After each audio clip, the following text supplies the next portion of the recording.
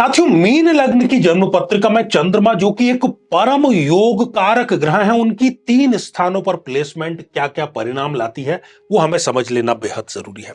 यदि लग्न में ही चंद्रदेव विराजमान हो जाएं तो इनकी दशा अंतरदशा इस व्यक्ति को ग्रूमिंग करती है, उसकी ओवरऑल पर्सनैलिटी को डेवलपमेंट करने का काम करती है। यदि स्वग्रही होकर के पंचम स्थान में चंद्रदेव विराजमान है तो इनकी पहली संतान इनके भाग्य का दरवाजा खोलती है, आकस्मिक धन जो है उसकी बाढ़ आ जाती है। यदि चंद्रदेव इस सप्तम भाव में, विवाह के भाव में, दाम्पत्य के भाव में विराजमान हो तो यहां पर भी चंद्र की दशा अंतरदशा शादी के पश्चात इनका भाग्योदय जबरदस्त ढंग से करने का कार्य अवश्य करती है।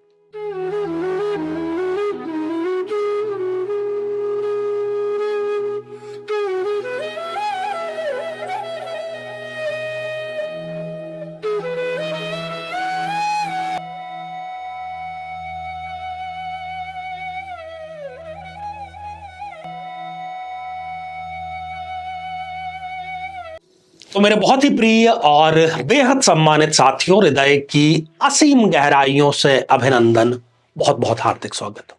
साथियों, चंद्रमा की महादशा कैसी चल रही है, विभिन्न लग्नों पर चर्चा करते हुए आज इस श्रृंखला का ये अंतिम पड़ाव आ चुका है। क्योंकि जैसा कि आप देख पा रहे हैं, ये मीन लग्न की जन्म पत्रिका है। मीन लग्न की क्यों है ये जन्म पत्रिका? क्योंकि लग्न भाव में ही 12 नंबर का अंक लिखा हुआ और ज्योतिष शास्त्र में 12 नंबर अर्थात मीन राशि होती है, और ये राशि इस लग्न में होने के कारण ये मीन लग्न की जन्म पत्रिका हो गई। ठीक है, यदि अभी तक आपने अपने लग्न से संबंधित एपिसोड नहीं देखा है और आप भी जानना चाहते हैं कि चंद्रमा की महादशा आपके लिए कैसी रहने वाली है, तो यहां आई बटन में हम उसका लिंक आपको प्रोवाइड करा रहे हैं, जाकर के आप उसको जरूर देखिए। आइए साथियों, चंद्रमा की महादशा मीन लग्न के जातक या जातिका के लिए कैसी रहेगी, इसके लिए कुछ बातें हमें इसके प्लेसमेंट के अतिरिक्त भी जानने की। सबसे पहले आपको यह जानना है कि चंद्रमा की डिग्रियां कितनी हैं, क्योंकि कोई भी ग्रह यदि 0 डिग्री का हो जाए, 1 डिग्री का हो जाए या 28, 29 ऐसी अंतिम डिग्रियों का हो जाए तो वो रिजल्ट प्रदान करने की स्थिति में ही नहीं रहता है, तो वो रिजल्ट प्रदान कर ही नहीं पाएगा। कहीं उसका जो प्लेसमेंट है वो गलत हो तो वो गलत ही परिणाम देता है, या जितने अच्छे परिणाम देने हो उतने अच्छे परिणाम नहीं देता। चलिए शुरुआत करेंगे हम लग्न से। साथियों, यदि इस जन्म पत्रिका में चंद्रदेव लग्न में ही विराजमान है तो चंद्रमा की दशा अंतरदशा इनकी पर्सनैलिटी को ग्रूमिंग करने का कार्य करती है, पर्सनालिटी डेवलपमेंट ये करने का कार्य करती है। नींद जो है इनको बड़ी गहरी आती है, और नींद का क्या महत्व है ये उस आदमी से पूछिए जो अनिद्रा का शिकार है, जो पूरा रात करवटें बदलता रहता है, एंजाइटी में रहता है, इंसोमेनिया जिसको कहते हैं, अनिद्रा, उसमें रहता है। तो गहरी नींद इनके लिए यहां पर होती है। आकर्षक व्यक्तित्व बन ही जाएगा क्योंकि पर्सनैलिटी इनकी डेवलपमेंट हो गई। यदि इनकी चर्चा करें कि वर्ण कैसा होता है तो आमतौर पर ये गौर वर्ण के होते हैं, गौरे रंग के ये होते हैं। बात करेंगे साथियों अगले पड़ाव की, और द्वितीय भाव की यहां पर हम बात करेंगे। दूसरे भाव, कुटुंब के भाव में ये कैसे? क्योंकि चंद्रदेव इस जन्म पत्रिका के लिए एक योग कारक ग्रह है, और योग कारक जहां बैठता है, जहां जाता है, उस भाव की वो वृद्धि करने का कार्य करता है। चंद्रदेव यदि यहां पर विराजमान हो तो ऐसे व्यक्ति को धन की कभी भी कमी नहीं आएगी। पैतृक धन जो उसको मिलेगा, उस धन को वो कई गुना अवश्य बढ़ा करके आने वाली संतति तक उसको ट्रांसफर करने का कार्य करता है। अपने कुटुंब में ये सबसे ज्यादा तरक्की करने वाले व्यक्ति बनते हैं, जिसको हम कहते हैं कि ये एक प्रकार से कुल दीपक योग का ये निर्माण करते हैं।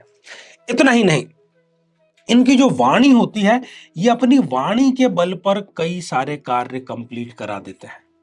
जो पैसों से काम नहीं हो रहा, जान पहचान से नहीं हो रहा, ये सिर्फ अपनी वाणी से उस कार्य को करने का मादा रखते हैं, हिम्मत रखते हैं।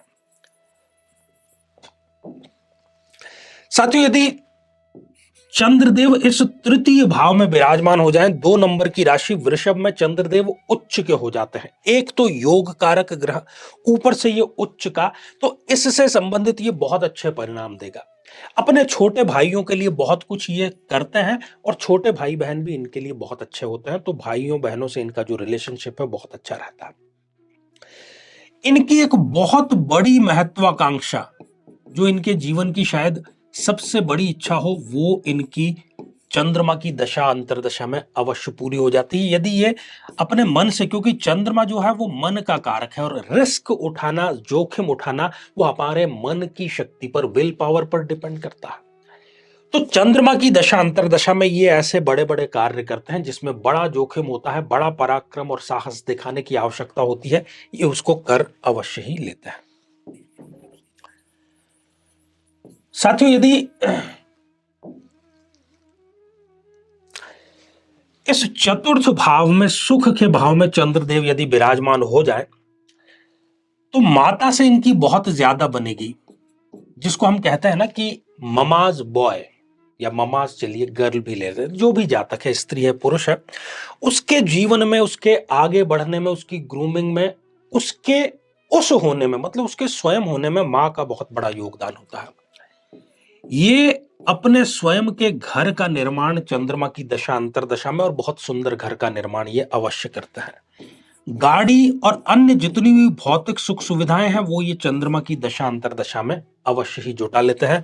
भूमि में बड़ा निवेश ये चंद्रमा की दशा अंतरदशा में अवश्य ही करते हैं, और साथ ही इनका जो चरित्र होता है वो बड़ा ही दृढ़ चरित्र होता है। आसानी से ये कहीं पर भी जो है सरेंडर नहीं करते हैं और अपने आप को ये बचा करके रखने का कार्य भी जरूर करते हैं।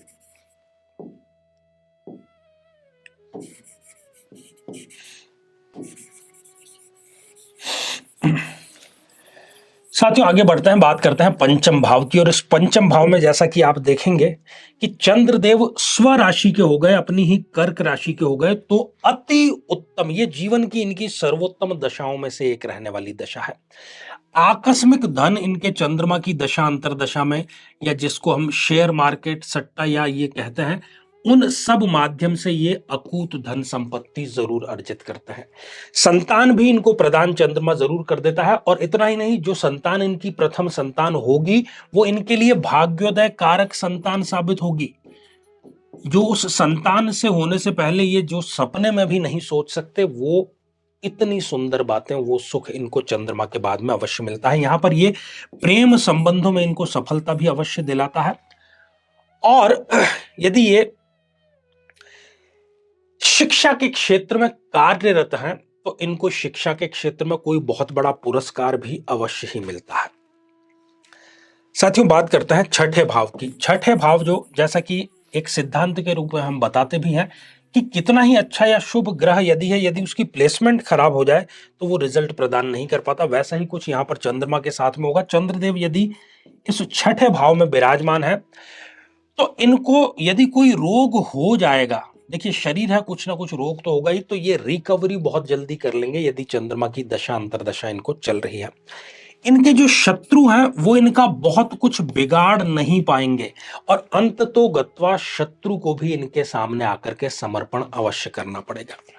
यदि ये ऋण ले लेते हैं, और आजकल चूंकि ऋण के बिना कोई कार्य नहीं चलता है, तो ये ऋण ले लेंगे, और चंद्रमा की यदि दशा अंतरदशा इनको चल रही है या चंद्रमा की दशा अंतरदशा आ जाती है तो ये उस ऋण को बहुत आसानी से और शीघ्र ही चुका भी अवश्य लेते हैं। साथियों, बात करते हैं सप्तम भाव की, जो कि विवाह का, दाम्पत्य जीवन का, रिलेशनशिप का होता है।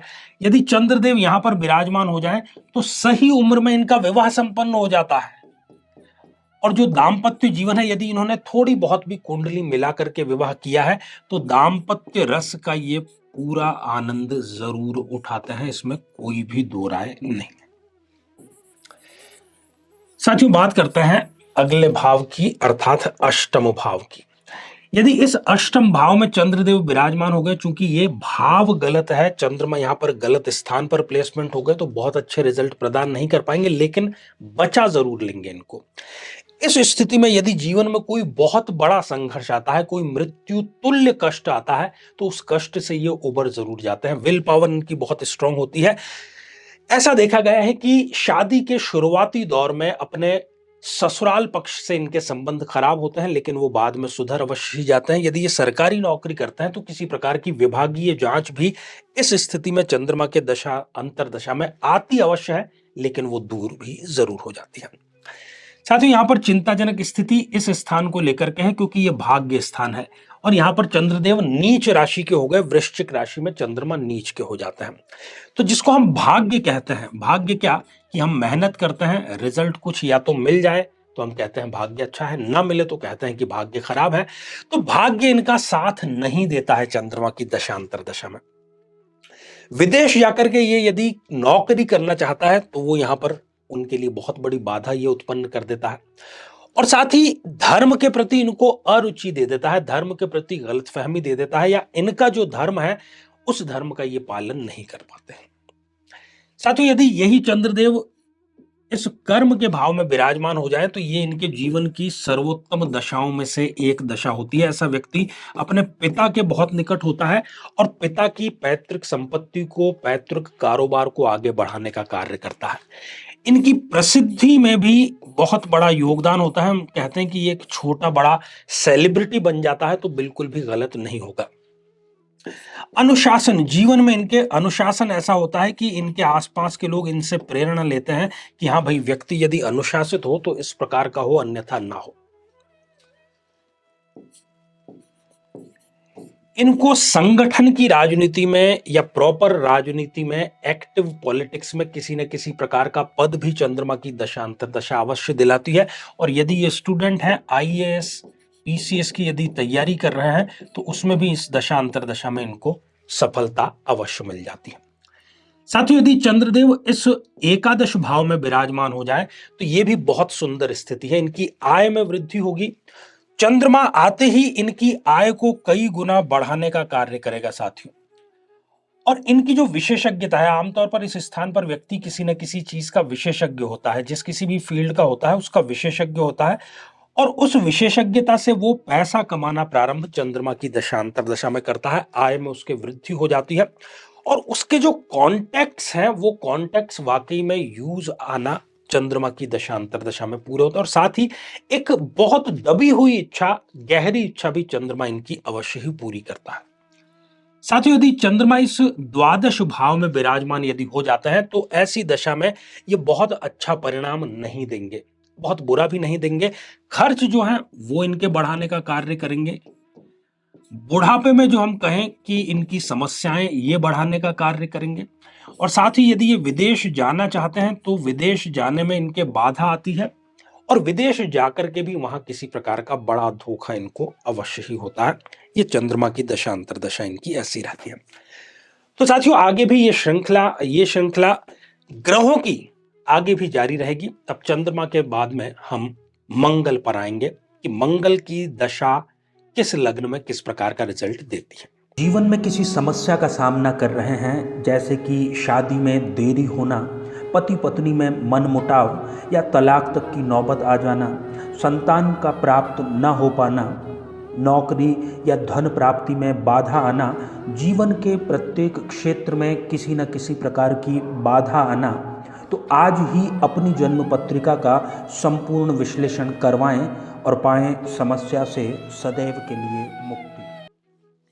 तो आइए साथियों, अब बढ़ते हैं आज के हमारे कमेंट के चरण की तरफ। और पहला ही कमेंट सागर पाटिल जी का है और आपने यस लिख भेजा है, तो ये सराहना है कि हम जो कह रहे हैं वो सत्य है। तो सागर जी, आपको आशीर्वाद हृदय की असीम गहराइयों से। अगला कमेंट मनोहर जी का है।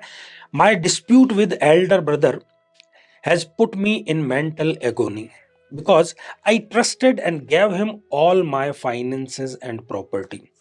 देखिए, आपकी जिस किसी भी लग्न की जन्म पत्रिका है, आपके एकादश भाव का जो लॉर्ड है, क्योंकि इस भाव से हम बड़े भाई बहनों के साथ में हमारे रिलेशनशिप देखते हैं, ऐसा धोखा आपके साथ में हुआ है।